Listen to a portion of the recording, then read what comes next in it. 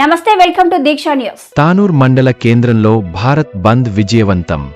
భారతీయ బౌద్ధ మహాసభ, Bhim army, SC వర్గీకరణ వ్యతిరేక కమిటీ, అన్ని దళిత సంఘాల ఆధ్వర్యంలో మండల కేంద్రంలో భారత్ బంద్ కార్యక్రమాన్ని నిర్వహించారు. ముందుగా మహనీయులు గౌతమ్ బుద్ధ, బిఆర్ అంబేద్కర్ విగ్రహాలను పూలమాలలు వేశారు. బహుజనులంతా ఐక్యంగా ఉండాలని, వర్గీకరణ వద్దని కలిసి ఉంటే ముద్దని భారతీయ బౌద్ధ మహాసభ తెలంగాణ రాష్ట్ర సెక్రటరీ సూర్యకాంత్ పవార్, ముధోల్ ఎస్సీ వర్గీకరణ వ్యతిరేక కమిటీ ఉపాధ్యక్షులు పవార్ భీమ్ ఆర్మీ జిల్లా సెక్రటరీ పవార్ సాయినాథ్ పేర్కొన్నారు. బుధవారం మండల కేంద్రంలో భారత్ బంద్ను ఎస్సీ వర్గీకరణ వ్యతిరేక కమిటీ సభ్యులతో కలిసి బంద్ను విజయవంతం చేశారు. ఈ సందర్భంగా వారు మాట్లాడుతూ ఆగస్టు 1న భారతదేశ అత్యున్నత న్యాయస్థానమైన సుప్రీంకోర్టు ఆగస్టు 1న రాజ్యాంగ విరుద్ధమైన తీర్పు ఇచ్చిందని ఆవేదన వ్యక్తం చేశారు.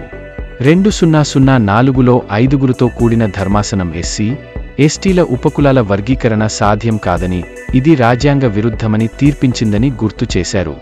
ఇది ముమ్మాటికి సుప్రీంకోర్టు తీర్పుగా మేము భావిస్తాలేమని, ఇది నరేంద్ర మోడీ తీర్పుగా భావిస్తున్నామన్నారు. సుప్రీంకోర్టు తీర్పుకు వ్యతిరేకంగా భారత్ బంద్ను స్వచ్ఛందంగా విద్యాసంస్థలు, ప్రభుత్వ రంగ సంస్థలు, ప్రైవేట్ రంగ సంస్థలు, వ్యాపార సముదాయాలు స్వచ్ఛందంగా మద్దతు తెలిపారు. ఈ కార్యక్రమంలో అంబాదాస్ పవార్, భగవాన్ పవార్, మహేష్ పవార్, రమేష్, సునీల్, నాగోరావు, సంజయ్ భద్రే, సంజయ్, బౌద్ధ ఉపాసకులు, ఉపాస్కీలు, దళిత సంఘాల నాయకులు, ఎస్సీ వర్గీకరణ వ్యతిరేక కమిటీ సభ్యులు తదితరులు పాల్గొన్నారు.